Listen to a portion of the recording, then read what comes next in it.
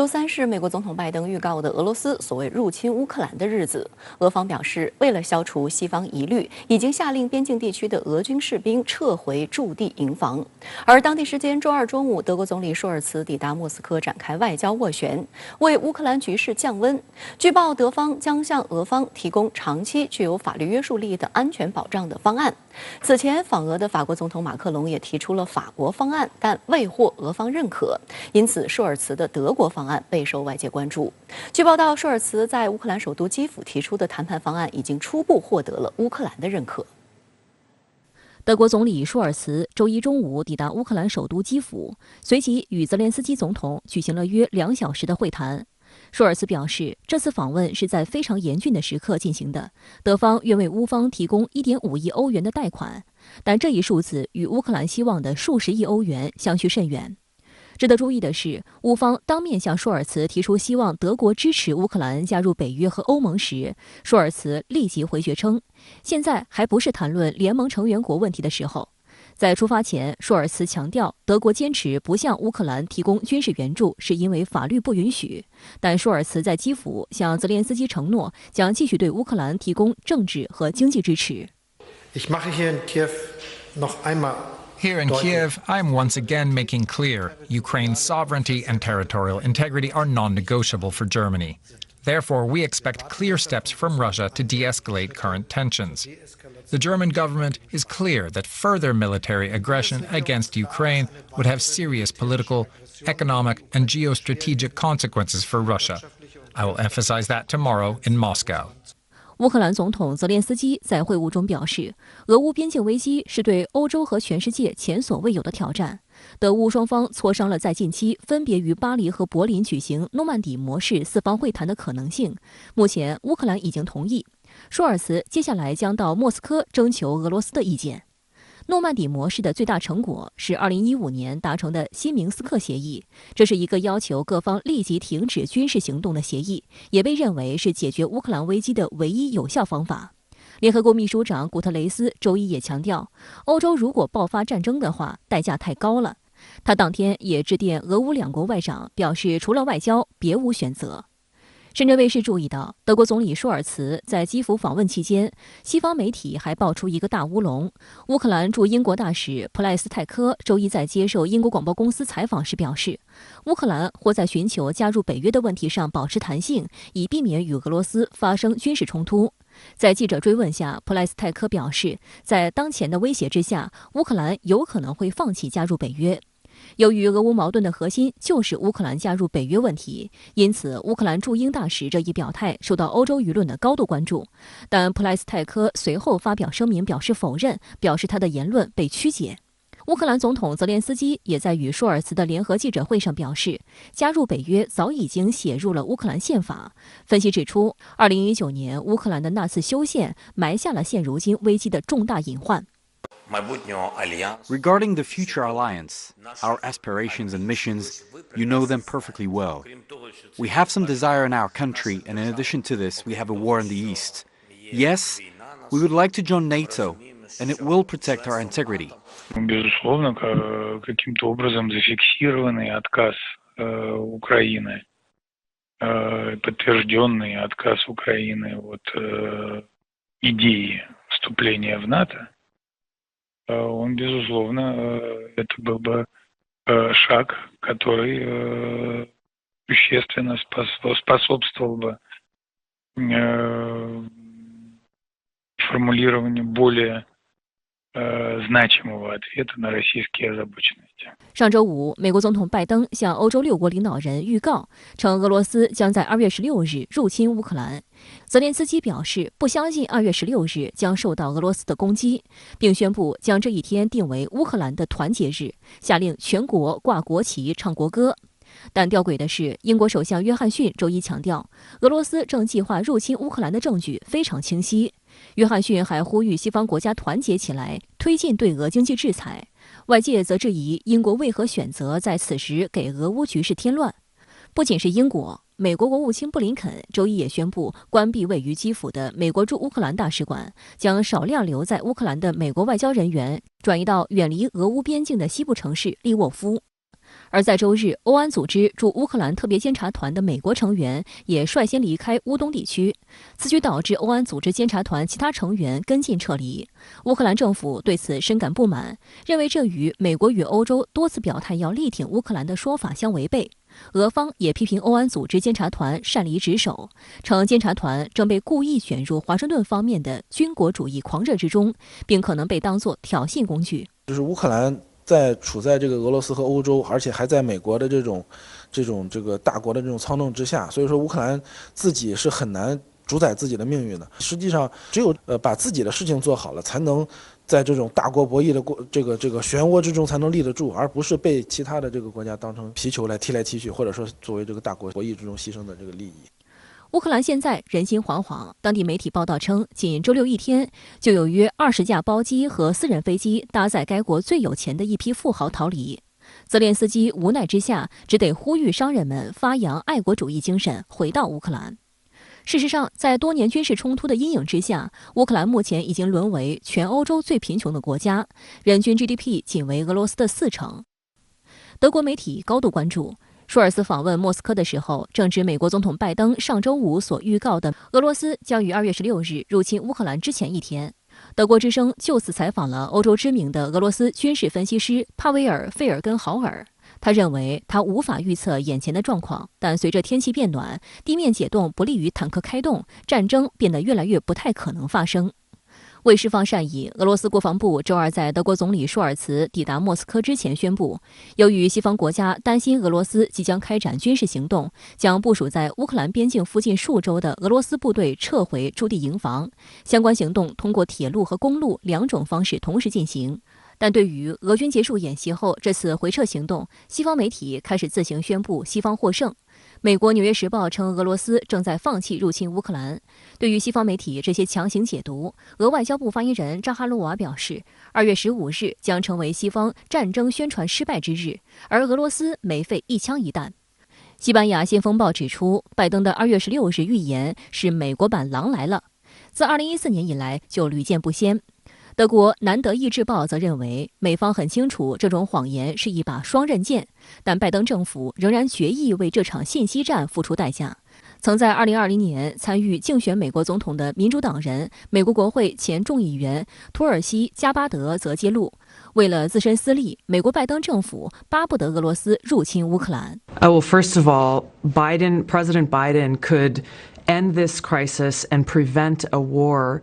with Russia by doing something very simple, guaranteeing that Ukraine will not become a member of NATO. Because if Ukraine became a member of NATO, that would put U.S. and NATO troops directly on the doorstep of Russia, which, as Putin has laid out, would undermine their national security interests.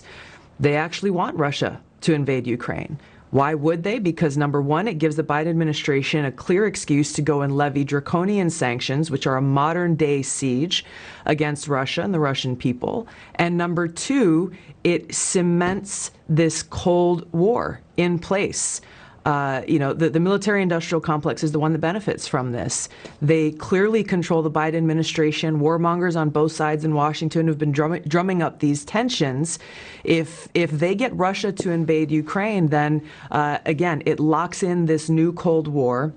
值得注意的是，俄罗斯去年底向美国和北约分别提出2份安全保障建议，提出了俄方核心安全关切的清单。美国和北约上月以书面方式予以回应。普京曾斥责美方的回应无视俄方原则性关切，但周一，俄罗斯外长拉夫罗夫在向普京汇报工作时，针对美方回应释放出一些缓和信号。他将美方发送过来的外交文件一分为二，在第一部分中，美方拒绝了俄方的3个关键关切，但拉夫罗夫强调，第二部分有些建设性。美方为控制中程和短程导弹提出了具体措施，并就降低军事风险、建立信任措施和军事透明度等提出了一系列具体建议。在回答普京是否会与西方就安全领域关键问题达成协议的询问时，拉夫罗夫表示，外交途径的机会远没有消失殆尽，现阶段应继续加强谈判。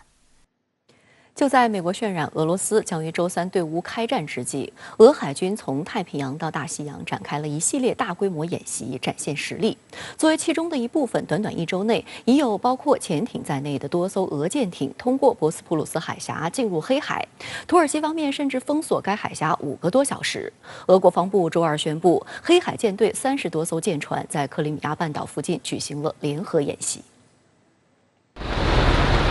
当地时间周日，俄罗斯海军顿河畔罗斯托夫号潜艇通过博斯普鲁斯海峡进入黑海。顿河畔罗斯托夫号潜艇于2011年11月在圣彼得堡的海军上将造船厂开工，2014年正式交付俄罗斯海军北方舰队。该潜艇属于俄罗斯第3代潜艇，跻身于世界最安静的潜艇行列，被北约称为黑洞。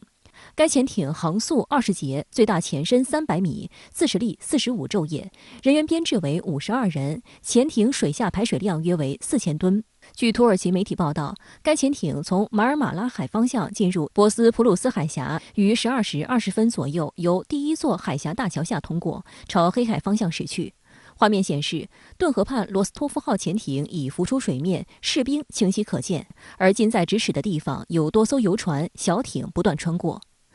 博斯普鲁斯海峡又称伊斯坦布尔海峡，全长约30公里，最宽处约3700米，最窄处约700米，其最深处为120米，最浅处只有27.5米。该海峡是连接黑海和地中海的唯一通道，具有极其重要的战略地位。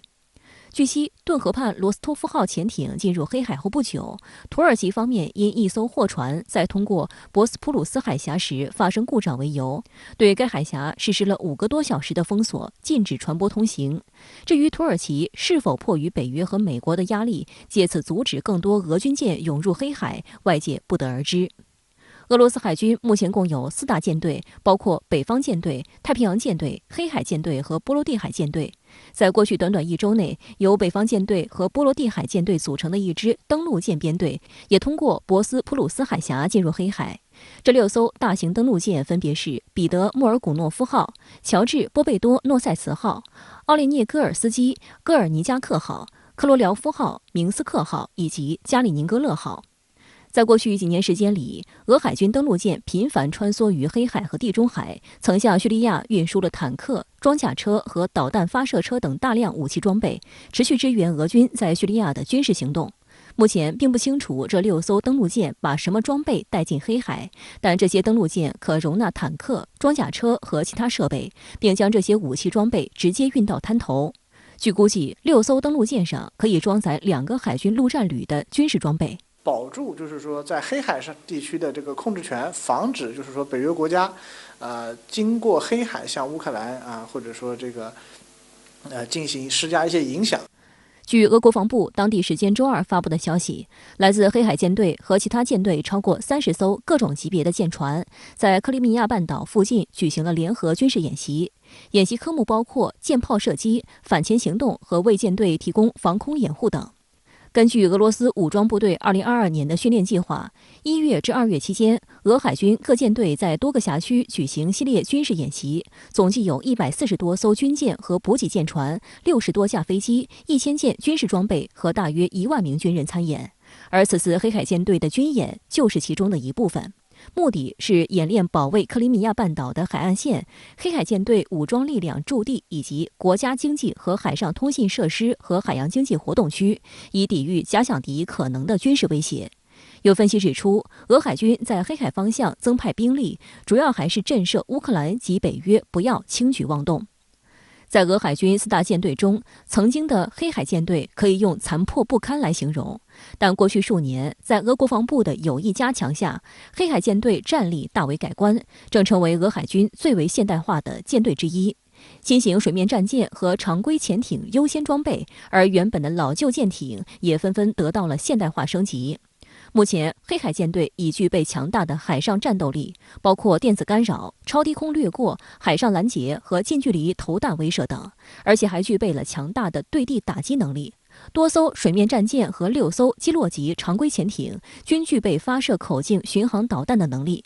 口径巡航导弹是一种核常兼备的多用途巡航导弹，飞行速度最高可达3马赫以上，具备强大的突防能力和高命中率。一旦战争爆发，黑海舰队将扮演重要作用，可以在侧翼发起攻击，甚至可以通过发射巡航导弹直接进行斩首作战。14年到现在，这个黑海舰队呢增加了3艘这个11356型的导弹护卫舰，然后还有1艘这个20385型的导弹护卫舰，然后同时还有最重要的是增加了6艘这个基洛级的常规潜艇，它其实都具备了这个口径巡航导弹的发射能力。所以说，理论上说，如果它在这个作战计划中需要对这个执行对地攻击能力的话呢，俄军的这些新舰艇也能够就是发射一部分的这个对地巡航导弹。相关话题来连线特约评论员吴健。吴先生您好。乌克兰局势似乎接近临界点。当前呢，我们谈俄军还是北约的战备是很多，但是对于主要当事方乌克兰的军力备战情况是了解不多。您能不能给我们分享一些信息？尽管乌政府连局部动员都没搞，但随着局势紧张，与亲俄民兵乃至俄控区当面的东南北3大军区已经进入战备状态，尤其东部和南部军区2个月前成立了联合作战组，统一指挥顿巴斯和克里米亚方向的军事行动。从兵力看呢，乌武装力量是包括正规军和国民禁卫军2大块，前者呢，从15年的惨败中已完成重组，25万兵力里有11万是高薪保留的老资历合同兵，部队的满编率和快反能力都有相当的提高。而后者呢，主要由反俄的西乌克兰人和欧美右翼白人至上主义者组成，大概6万人。战斗力最强的亚速团就摆在隔绝克里米亚与顿巴斯联系的马里乌波尔港。别看他们重武器不多，但擅长城市近战和网络舆论战，对乌克兰民众很有号召力。事实上，任何描述俄罗斯和乌克兰国家级的交战，在当前形势下都是不可想象的。尽管乌克兰国内族群撕裂，战备落后，但终究是欧洲数得上的大国。况且，俄罗斯不止乌克兰一个战略方向。英国简氏集团的专家兰顿就说过，如果要征服乌克兰，俄罗斯就得放弃从高加索到远东乃至叙利亚的一切前沿，集中全部兵力去干，这显然不现实。乌克兰内部有个看法，哪怕烈度最大的战争，也将是俄罗斯支持甚至允许志愿兵参加顿巴斯民兵跟自己打的代理人战争或者混合战争，目标也不是取胜，而是消耗乌政府有限的军事资源，继而产生敲山震虎的效果。不光瓦解脆弱的泽连斯基政府，还能牵制北约东扩，迫使美国和北约尊重俄罗斯的安全关切。换句话说，乌克兰危机确实靠军事说话，但最终的结局是靠政治博弈，甚至说的直白些，政治交易来决定的。路透社发短视频显示，俄潜艇穿越土耳其海峡，并且和商船同框。您对此有何观察？对于这一幕，我的感觉是2014年重演。请大家看我的这张照片，是14年俄潜艇穿越土耳其海峡大桥的镜头。瞧，局面多么像啊！实际上，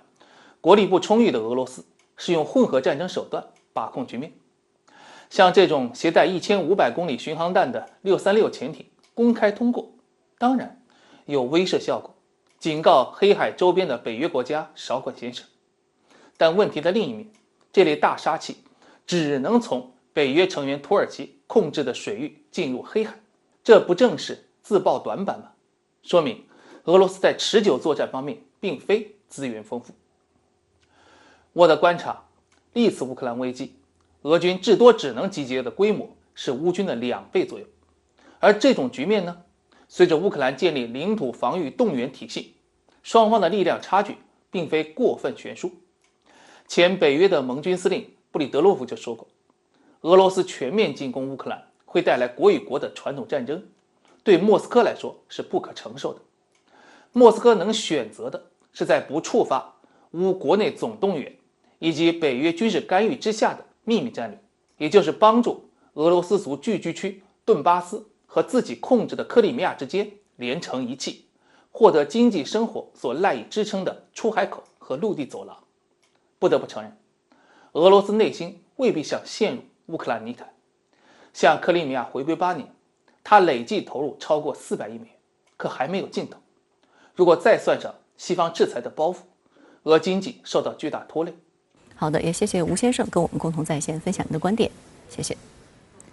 香港周二新增1619例新冠确诊病例，均为本地个案。香港特区行政长官林郑月娥周二会见记者时重申，特区政府没有大规模封城的计划，会坚持动态清零，不会放棄或懈怠。他也強調沒有向新冠病毒投降的選項。香港作為國際金融中心咧，其實佢個情況咧，有啲似譬如紐約啊、東京啊、倫敦咁嘅。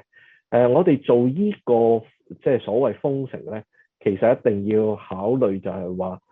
所帶來嗰個對成個香港嗰個影響有幾大。特區政府已經購買超過1億套快速測試包，其中的數百萬套本周會陸續抵港。在隔離設施方面，林鄭月娥介紹稱，特區政府將徵用3000個公屋單位，將這些房屋改作隔離設施。特區政府還會和酒店業商討徵用酒店事宜，還計劃與大學商討徵用學生宿舍。香港衛生防護中心周二報告，新增新冠肺炎確診病例1619例，均為本土感染病例。特區政府周二宣布，將啟動7間指定診所，協助處理病況較輕微的患者，讓他們可以接受適當的診療。隨着香港第5波疫情的擴散，在政府公職人員範圍內出現的確診病例引發關注。香港特首辦一名職員周二在快速測試初步陽性，但這名職員在日常工作中並沒有接觸林鄭月娥。香港政務司司長李家超家中的一名外傭也檢測初步陽性。政務司司長辦公室表示，李家超及家人的快速檢測呈陰性，將盡快進行咽拭子化驗。目前，李家超也在家中自我隔離。立法會議員葉劉淑儀的私人司機也檢測初步陽性，因此葉劉淑儀並未出席上午的行政會議，而是在家中自我隔離。為了應對新一波疫情，香港推出的一系列新措施正逐步落實。香港第5波疫情持續，深港同心為抗擊疫情注入信心。2月15日零時，在香港馬鞍山體育館重啟的火眼實驗室正式投入使用。火眼實驗室由華大基因旗下的華生診斷中心承辦，與廣東省派駐赴港的專家合作，為香港市民提供檢測。此次啟用將有效提升香港目前的檢測水平。香港特區政府的每一項具體的措施的落實，其實呢都很多地方都有賴於中央的作為後盾，作為這個強大的一個支持。深港兩地還密切溝通，聯防聯控，全力以赴加強跨境運輸防控，做好疫情處置中跨境運輸組織和供港物資保障。深圳衛視記者前往一家專為香港客戶供應免洗淨菜半成品的企業，探訪加工、出貨全過程。我現在呢在做這個黃瓜的農藥殘留它主要是檢測它的呢有機磷和氨基甲酸酯類。據介紹，該企業在深現有4萬多立方米的冷庫庫容，可儲存5000至6000噸蔬菜，每天供港貨車8至10個班次。在我身旁，這輛供港跨境貨車剛剛停好，準備接貨。可以看到，在停到港車專用的指定位置後，會有工作人員對車身、車廂和場地進行消殺。而跨境司機是全程不會下車，避免與外界進行不必要的接觸。我們近期供港蔬菜呢，比較以前的量有所增加，在原來70-80噸，提到現在有100多噸每天。據深圳海關初步統計，今年1月1日至2月7日，從深圳出口的供港鮮活車輛平均每天約300輛次，與2021年同期大體持平。除了全力保障供港物資運輸，深圳在隔離設施方面也給香港市民留下暖心印象。在位於南山區的一家健康驛站，正在接受隔離的香港藝人容祖兒，今天吃到了驛站特別準備的元宵節湯圓。其實我在隔離的每一天都很健康的，早餐會有雞蛋啊、玉米啊、粥啊那些，然後午餐都會有一些我喜歡比較有營養的。今天還給我吃了湯圓，因為今天是元宵節嘛。容祖兒還告訴記者，入境深圳以來，他接觸的防疫人員和工作人員都很專業細心，讓他的隔離生活健康又豐富。在這裡我要特別感謝南山區防疫人員跟酒店的工作人員的，因为他每天都非常仔细、比较细心的为我们做那个核酸的检测。酒店的心理咨询服务师就会打给我，跟我们聊天的。我觉得他特别值得称赞的是，隔离酒店他们有健身器材可以住的，就是那个小小的机器人送了类似于那个瑜伽垫啊给我，然后也可以租用那些跑步机啊那些，然后保证我在隔离期间不要长胖嘛。正值元宵佳节，为了让在深圳学习、创业、生活的台湾青年感受虎年新春的气息，感受中华民族传统文化的魅力，周一，深圳台商协会举办了一场热闹的庆元宵活动，邀请在深台湾青年共同体验传统年俗。深圳市委常委王强出席活动，王强向到场人员以及在深台湾同胞致以节日的祝福和问候。他表示，新的一年，深圳将继续落实和完善惠台政策，为广大台企和在深工作生活的台湾同胞做好各项服务，落实好同等待遇。希望广大台企台胞抓住机遇，积极投身深台交流合作，推进两地融合发展。在同守一轮月，相知千里心的主题下，40多位台湾同胞携家人共聚一堂，包汤圆、猜灯谜、赏花灯，这些两岸共同的中国传统佳节习俗，不仅带来了团圆喜庆的浓郁气氛，也把现场台湾青年的心凝聚在了一起。他们当中许多人都表示，这已经不是自己第一次在深圳过年，早已把这座城市当做了第二个家。而在这次由台协举办的庆元宵活动中，大家在一起分享美食，共话家常，欣赏自编自演的节目，更为来了就是深圳人这句经典口号增添了温馨的注脚。我觉得很温馨啊，因为毕竟从台湾来到深圳工作，家里面都在台湾嘛，这么多台湾朋友聚在一起，然后一起吃餐饭啊，闲话家常，聊聊工作啊，我觉得蛮开心的。台胞青年郑志源10年前来到深圳，现在是深圳台协青年联谊委员会的负责人之一。2021年，在深圳市龙华区残疾人协会的共同发起下，他成立了憨小孩爱心烘焙公益空间，在帮助自闭症儿童成长之余，也为社区残疾人提供就业机会。郑志源告诉深圳卫视记者，粤港澳大湾区的发展为台湾青年打开了广阔的舞台。其实从台湾来深圳工作的青年越来越多，那我也希望就是说，我们透过协会的努力，让年轻的朋友能够更快的速度接地气。深圳卫视记者注意到，当天的活动现场除了青年台商代表和家属以外，还有在深就读的台湾大学生。深圳大学汉语言文学专业的大4学生于敏珍，母亲是湖南人。往年春节，全家也常回到父亲的台湾老家陪奶奶过年。谈到两岸春节习俗的异同，他笑着说，其实差别并不大，因为两岸都是中国人。其实两边的话都挺热闹，但是因为我是跟自己家人在一起嘛，然后其实都挺快乐的，就都挺幸福。我觉得只要一家人在一起就特别好。深圳台商协会会长陈忠和告诉深圳卫视记者，疫情期间许多在深台胞青年不便返乡过年，因此台协特地在元宵佳节将他们召集到一起，为大家提供一个享受团圆氛围的契机。一起跟我们在深圳过一个这个不一样的年，在这个元宵佳节，我们一起来共享祖国的温暖，